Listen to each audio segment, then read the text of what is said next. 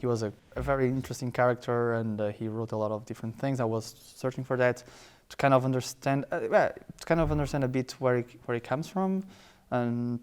But the truth is that with this movie, which is, I think, it's one of his big works, it's kind of easy to understand who Reinaldo is. He's kind of brilliant in terms of the narrative and how it tricks people, the audience. I mean, it's very clever. It's very well written, and it's actually really complex, edited for that time. The truth is that maybe if I would get an more recent movie, it wouldn't allow me so much space to blend my aesthetics with the movie itself. In a way, he's also experimenting a lot with kind of different kinds of narratives and different kinds of layers. He has a lot of humor, very ironic movie. The only tricky thing about this project was that it's a very long movie with long dialogues, but silent dialogues, and that makes kind of tricky to work with. And also, there is a lot of expression. There is a lot of shifting moments in the atmospheres, in the mood. So, and that's very musical, right? When I saw the movie, half of the music was already written by Reinaldo Ferreira, by the director. So I kind of served the movie as much as I could while doing my music, while doing my thing.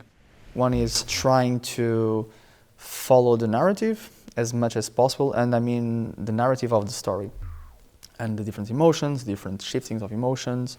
Many times the music is not only in sync with the story, but also very, very much in sync with how he edited the video, changing of cameras, changing of spaces, and you can hear that not only through the music, but also through some kind of Foley. And the third approach was, in some moments where there's more space and more time, I can find more freedom to write music that doesn't need to be so tight with the movie. But in general, it's really, really linked to the movie, to the editing, and sometimes almost like frame by frame. It starts with the idea that I had to write the soundtrack for an ensemble, and the ensemble is fixed, right? And I was able to bring an extra electric guitar, right? That already gives me some space, static space for something else. I'm also playing electronics, all right?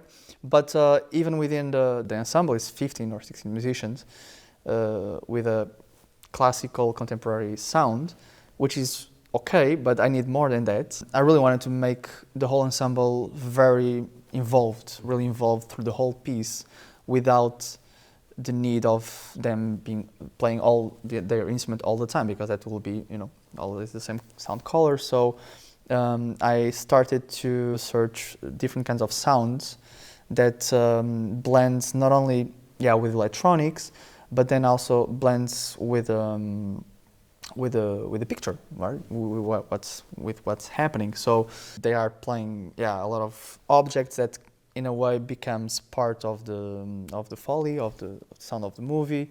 All these plastic bags and balloons has to do with all the glitches that appears in electronics, but that's kind of a more technical approach. Improvisation and creativity from the musicians needs to happen in my music, because otherwise musicians are just reading music. I really want to engage musicians and invite them to think, to create, to have ideas, to try new things. And before there was sound in movie, we always had an organ player or piano player, most of the times improvising, watching the movie. And I wanted to bring that to this piece with more people, of course. It's more controlled improvisation, but they have a lot of freedom throughout the piece. And some of them have really, big important roles as improvisers. When I started writing the piece, I didn't decide immediately that I would play.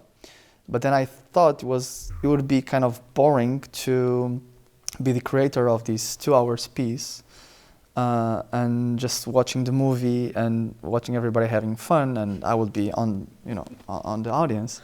And I'm in the middle, basically.